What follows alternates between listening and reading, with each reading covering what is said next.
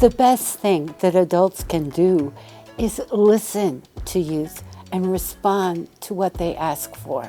To truly listen, my friend Mel King said, is to be willing to change. And I think that teachers and administrators have to be willing to listen to students and not only change, but change quickly. They'll get better feedback. They'll get better suggestions from students if the students see that they act on their suggestions. They take their words seriously. So there's this relationship. It's a technology of the heart. And that means you use technologies or strategies that bring out the best in you, bring out the best in the young people around you and in other teachers, and that bring out the best in the community and the wider earth. So this is one of those technologies of the heart, listening and responding very quickly. Another thing we do is have young people actually be responsible for teaching others. It's very effective. Younger kids want to be doing what the cool older kids are doing. And one of the things that we do after every activity at Learn to Teach, Teach to Learn, is that we ask 2 questions. What did you learn? Which is a normal question. But then we ask them, what can you teach someone else?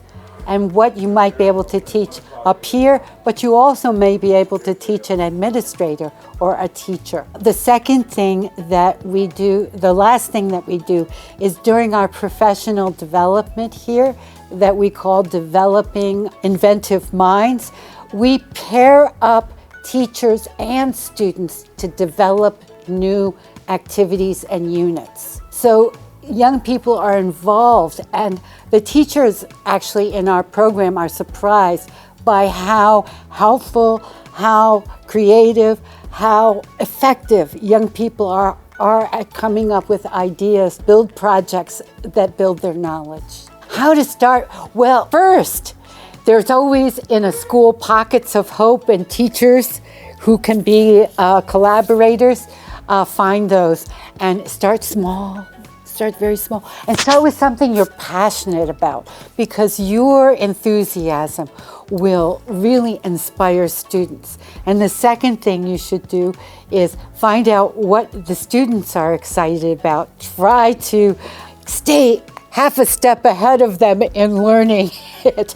A lot of times I've learned technologies because young people have become interested in them, so I had to research them, but oftentimes I didn't research. I was just a little bit ahead of them in research. Don't be afraid to have students see you learning. You don't have to be the expert. You can figure things out together. And in fact, when you model being a master learner, they're learning twice as much as if you were the expert standing up there. So don't be afraid. And don't be afraid of trying out new things and failing. You can't learn unless you fail.